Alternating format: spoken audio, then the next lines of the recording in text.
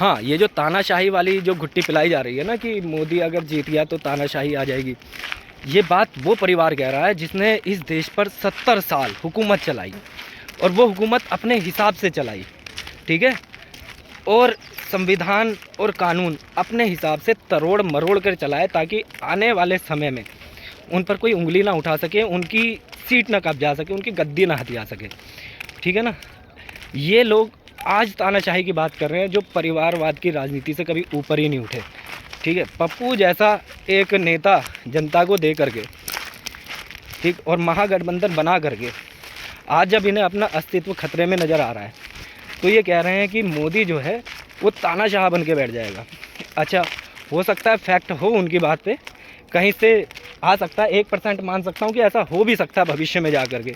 तो मुझे एक बात बताओ, जब 70 साल से एक ही परिवार के टट्टे चाट रहे थे तब उसे तानाशाही नहीं कहते हैं क्या? वो भी तो तानाशाह बन के बैठा था। किसकी औकात थी कि उसे हटा करके वहाँ गद्दी पे बैठ जाए? मनमोहन सिंह जैसे बंदा, अर्थशास्त्री, हम आज भी सम्मान करते हैं, सरदारों का तो वैसे ही सम्मान करते हैं, लेकिन एक अर्थशास्त्री को एक रोबोट बना दिया। क्या ये तानाशाही नहीं थी? बिल्कुल तानाशाही थी। क्या ये तानाशाही नहीं थी? हमारे बहुसंख्यक देश में अगर आप ये कहते हैं कि संसाधनों पर पहला हक मुसलमानों का है, क्या ये तानाशाही नहीं थी? आप अपने हिसाब से अपने रूल बना रहे हैं और जनता को वही परोसना चाह रहे हैं जो आप चाहते हैं, तो इसे भी तो तानाशाही कहते हैं ना, या कुछ और कहते हैं? इसे भी साफ तौर पर तानाशाही कहते हैं, क्योंकि संसाधनों पर हक जो होता है वो सभी का होता है। लेकिन तुमने एक समाज का कर दिया। हाँ, मुस्लिम समुदाय का, मुस्लिम समुदाय का, ठीक है ना। और यही बात आती है फिर इंडिया अलायंस को लेकर के। अगर सारी पार्टियां मिल करके एक बंदे को नहीं हरा पा रही है तो यार कुछ तो होगा उस बंदे में, जाहिर सी बात है। केजरीवाल जैसा दल्ला, ठीक है ना, पप्पू जैसा पाकड्डी, ठीक, और मुल्ला मुलायम की औलाद टोटी यादव, इन सब ने अपने पूरे जोर लगा लिए, लेकिन आज है क्या? सब अपनी खुद की सीट बचाने के लिए तड़प रहे हैं, तरस रहे हैं और एक दूसरे पर उंगलियां उठा रहे हैं, ठीक है। वैसे तो ये आपस में हर एक दूसरे को चोर, उचक्का, ये सब कहते ही रहते हैं, लेकिन जब गद्दी की बारी आती है, पावर की बारी आती है, तो चोर चोर मुसेरे भाई एक हो जाते हैं। और आज भी ये सब एक हो चुके हैं। तो अगर आज की डेट में किसी को ये लगता है कि मोदी के जीतने से तानाशाही आती है तो भाई हमें ये तानाशाही मंजूर है, ठीक है ना। हम तैयार हैं इस तानाशाही के लिए, और ये तानाशाही तब है। अच्छा, एक चीज़ और मैं पूछना चाहता हूँ। अरे कहाँ हो नरेंद्र जी? आओ ना, आओ यार, अपनी बात कर रहे हैं, आओ। माँ का भोसड़ा किसी की, ठीक है। अभी हाँ, तानाशाही की बात कर रहा था ना मैं। अरे कोई बात नहीं, तानाशाही की बात कर रहा था भाई मैं। अब मुझे एक बात बताओ, मोदी ने राहुल का अकाउंट फ्रीज करा दिया इलेक्शन के टाइम पर, ठीक है। केजू दलाल को जेल के अंदर पहुंचा दिया इलेक्शन के टाइम पर। तो यार ये तो हरेसमेंट कर रही है ना बीजेपी सरकार, विपक्ष का है, बिना हाथ लगाए बलात्कार हो रहा है। ये तो गलत बात है। शायद ये लोग इसी को तानाशाही कह रहे हैं कि आगे भविष्य में मोदी इन्हें चुनाव भी ना लड़ने दे। इस हिसाब से तो पूरा विपक्ष जेल में चला जाएगा, और जब विपक्ष जेल में बैठा होगा तो चुनाव कौन लड़ेगा, है ना। सुनीता भोजी थोड़ी आगे बार बार चुनाव लड़ेंगी।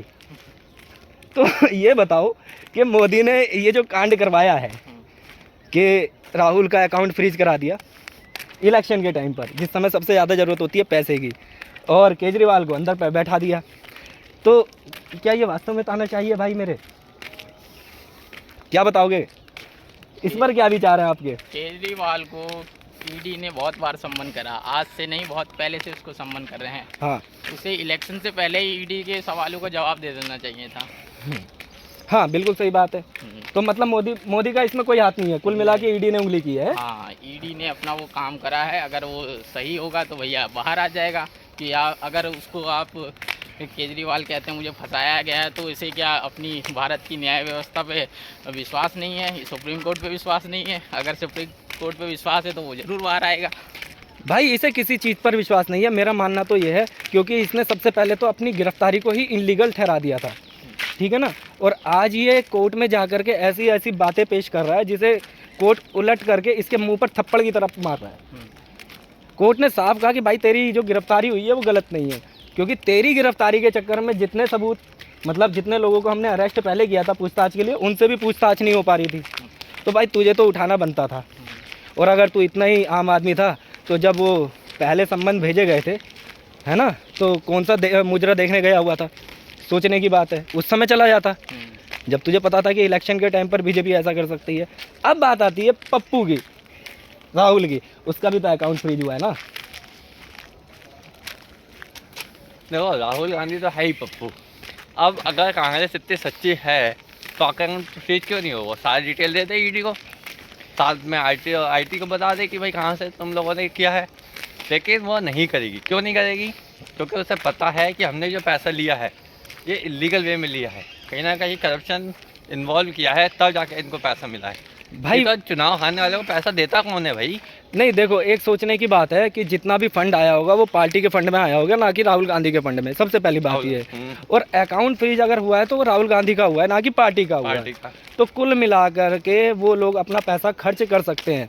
और वो भी ऐसी पार्टी जब इस बात को तूल देती है ना, चुनाव के समय पर तूल देने की कोशिश करते हैं कि राहुल गांधी का अकाउंट फ्रीज हो गया। भाई मुझे एक बात बताओ, सारी पेमेंट है क्या राहुल गांधी अपने अकाउंट से करने वाला था? सोचने की बात है ना। क्या सारी इलेक्शन की सारी पेमेंट राहुल गांधी अपनी जेब से करने वाला था? और अगर करने वाला था, कुछ लोग कहते हैं कि हाँ करने वाला था, तो सबसे पहले भारत जोड़ो यात्रा में जो ट्रक और कंटेनर यूज़ हुए थे ना, ठीक है, पहले उनके पैसे दे देना भाई। अब ये मत कहना कि हमारा अकाउंट फ्रीज हो गया तो उनके पैसे नहीं दिए गए। वो यात्रा आज नहीं हुई थी, 1 साल हो गया। 1 साल हो गया और 1 साल से वो मांग रहे हैं। 1 साल से मांग रहे हैं वो पैसा कि राहुल गांधी जी वो जो कंटेनर आपने यूज़ किए थे, वो जो हमारी गाड़ियाँ मंगाई थी, कृपया उनका पैसा दे दीजिए, है ना। जैसे देश को लूटा है ऐसे कंटेनर वालों को मत लूटिए। लेकिन गांधी जी पर कोई फ़र्क नहीं पड़ता। यही है ना, सीधी सी बात है। और देखो मज़े की बात क्या है, हंसी का बात ही है। एक समय पर देश की नहीं, विश्व की सबसे अमीर महिला नंबर 3 पर आने वाली सोनिया है ना, मतलब इनकी राजमाता सबसे अमीर। अब अगर उसके लौंडे का अकाउंट फ्रीज हो गया तो क्या फ़र्क पड़ रहा है? अम्मा के पास बतेरा पैसा है, देश को बहुत लूटा है, कहीं ना कहीं से किसी ना किसी तरीके से लूटा ही है, ठीक है। तो अगर इतना पैसा पड़ा हुआ है और अकाउंट राहुल गांधी का फ्रीज होता भी है तो क्या फ़र्क पड़ता है भाई? वैसे भी तुम्हें आधे से ज़्यादा को तो पैसे ही नहीं देने, ठीक है। आधे से ज़्यादा का तुम पैसे नहीं दोगे और आधे से ज़्यादा को ये कह के नहीं दोगे कि हम चुनाव हार गए। अब क्या दें? हमारे पास तो खुद खाने को नहीं है, हम तो खुद रोड पर हैं, हम तो खुद मोदी जी से मांग रहे हैं, है ना। तो ये ऐसी गंदी बातें भारत देश के अंदर फैलनी नहीं चाहिए।